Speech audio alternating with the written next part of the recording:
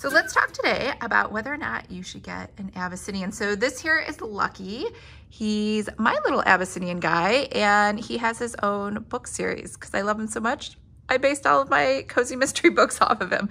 So I have top 10 things I think you should know and a bonus 11th thing that I think is really important too. So the first one is cost. So Abyssinians are not cheap. So if you're going to get an Abyssinian, there is the Abyssinian Rescue Societies, but if you're going to get a kitten like I did, it's gonna be about $1,500, possibly more depending on, I guess, registrations or where you're getting it from. Plus you might have to get it shipped. So we actually drove up north and someone like flew the cat down. So we kind of met them halfway. So that was like the best of both worlds. And because they are so expensive, there's a lot of articles that are kind of scary that say that they're more prone to theft because other people will just steal them because they're so pretty and they're expensive to get. So we actually don't walk Lucky. One, because we tried giving him flea medicine and he got really sick from the flea medicine. And granted, he was a kitten back then, but I just don't want to give him flea medicine because I just don't. He was like, it looked like he was dying. He was like on the floor. So I'm just going to skip it. So then he just won't go outside. The other thing is, number 2 is they're very smart. So Lucky has been trained to give high fives. He's a really good boy. He sits whenever I am about to feed him, and we're working on rollover, and he knows how to come here and then tap his nose to your hand. So he is a very intelligent kitty. I probably should take more time to train him to do other things. But number 3 is they are not lap cats. So you can see Lucky is here in his little kitty tent. He is enjoying his alone time. Let me zoom out so you can see. This is his kitty tent, and he likes being up there because he likes being up high, but mostly because I think he just likes solitary alone time, and he likes being near me. So I'm over here on the couch trying to get some stuff done. So he's next to me, but he is not in my lap. So if you're looking for someone that wants to cuddle with you, this is not that cat. Now he does cuddle with me in the mornings right when he wakes up, and I think it's mostly because he's just too tired to move or do anything. He's not a morning kitty. And mostly because I don't feed him his first meal. He doesn't get breakfast until 9 o'clock. So he never wakes up starving and like annoying me. Number 4 is they're small. So I don't know if you can see, he's a tiny kitty. He's about 8 pounds.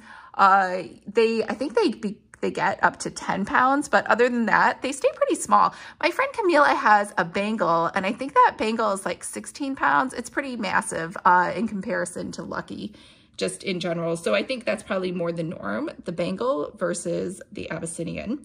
And he stays pretty skinny. So, you know, in terms of food, we were supposed to wean him back from, I think they say like, we gave him like 4 meals a day when he was a kitten, and we were supposed to I think he's supposed to only have 1 meal a day now that he's 2, but he's like hungry all the time. So we still feed him. 9 a.m. he gets kitty breakfast. 1 o'clock he gets kitty soup. At 5 o'clock he gets kitty kibble. And at 7 o'clock he gets kitty dinner. And then at 9 o'clock he gets some nighttime kitty kibble. And he definitely eats all of it. And he just has like, I guess, a high energy level. I don't know. He stays slim and trim. So I know, if only he could share his secrets with the rest of us. The other thing, number 5, is they come in 4 different colors. So Lucky is a ruddy, and they also have red, blue, and fawn. And the thing that's unique about the Abyssinians is their coat is ticked. So in theory, it's like it's just black, darker on the edges than it is on the outside. And that's what gives it its unique color. He's like, don't do that. Don't demo on me. See, it's a little lighter underneath. And then number 6 is he is a people person. So he is also very dog friendly. However, he's not cat friendly. Camille and I had this great dream where we'd get our cats together and they'd be besties, but he hisses and absolutely just hates other cats.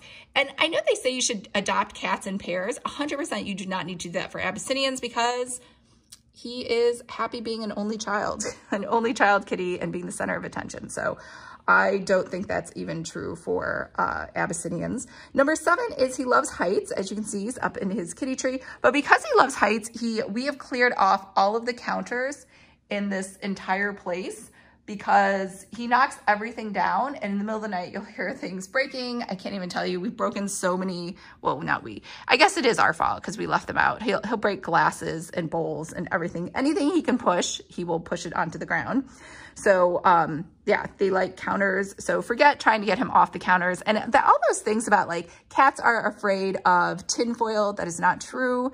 Double-sided tape, he didn't care about that at all either. It didn't faze him. I think Abyssinians are very brave and adventurous, and he was not afraid or put off by any of those things. Number 8 is Lucky lets me film him, but he does not like taking selfies with me. So because he doesn't like cuddling, he doesn't like being held. And so when I try to do selfies with him, he pretty much is like, get off of me, lady. He does let me hold him for like maybe 10 seconds. And then he's like, I'm ready to get down and do something else. Number 9, he is not hypoallergenic. I think I saw a crazy list where they said Abyssinians are hypoallergenic. That is 1000% not true. Ben has allergies, and because of that, we give Lucky a bath once a week, and we also vacuum and do all of the sheets twice a week as well, because he enjoys sleeping with us, and he likes sleeping underneath the covers, and he likes cuddling, so like when we're asleep. So because of that, his fur and dander or whatever causes allergy reactions are everywhere. Now, I'm not allergic, so it doesn't bother me, so I basically just do it as a courtesy to Ben. And yes, we do give him a kitty bath in the kitchen sink, and he's really good about it. And I don't know if that's because we gave him baths ever since he was a kitten. Like, I think we got him when he was 4 or 5 months old, but he's totally fine with getting kitty baths. It doesn't bother him at all. And number 10, he loves kitty tents, and he loves kitty tunnels. Oh, and he loves grabbing the phone. You gotta let go of the phone, buddy. And he likes having little things to run through as well. And number 11, the bonus one I thought of, is he does need to be played with. So I need to play with him at least 2 to 3 times a day for 30 minutes each. So we use his ripple rug, we use his kitty tunnels, we play in his tent, we play the come and get it game. So I will be at the bottom of the stairs, Ben will be at the top of the stairs. Luckily we have 32 steps in our house, and that will kind of entertain him and tire him out for a little bit. But yeah, he needs to be entertained. Otherwise he will just, I don't know how, he finds new things to break, and he finds new ways to get in trouble. So you can see over here, we have little kitty safe straps for the blinds, just so he doesn't hang himself and kill himself.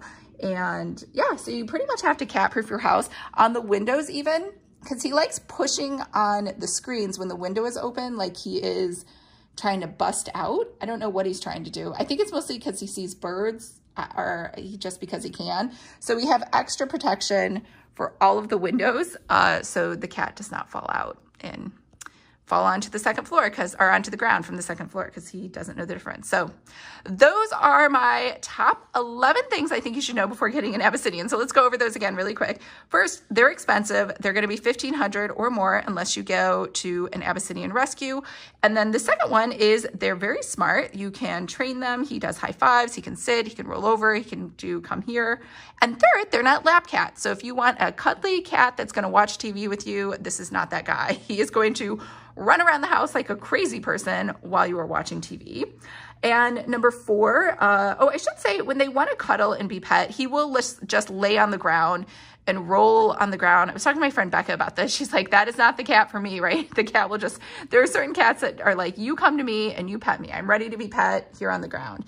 And that's definitely his personality. Number 4 is they're small. So he is 8 pounds. They get to be 10, but he stays super skinny despite eating a very huge kitty diet, which kitty diets obviously need more food than adult cats. And number 5 is they come in 4 different colors. Lucky is a ruddy, but they come in red, blue, and fawn. And number 6 is he is people friendly. He's dog friendly. But Abyssinians are not usually cat friendly. They like being the only cat. And number 7 is they like heights. So that's why he is up here in his kitty tree. And you're giving us another pose, giving us a different angle. And then so you want to have a lot of cat trees and places. And if there's anything on a shelf that you think he's going to climb up and get, he will definitely push it off and destroy it. So forget about all those collectibles and glassware and anything else you have up. And number 8 is he's not going to take selfies with you. So if you're looking for a cat that wants to cuddle and take selfies, this is not that guy. And number 9, hold on, let me flip my list, is he is not hypoallergenic. You do need to give him a bath once a week. Now I use like a very low temperature. It's almost a little cold because I think the hot temperature is kind of sensitive to that.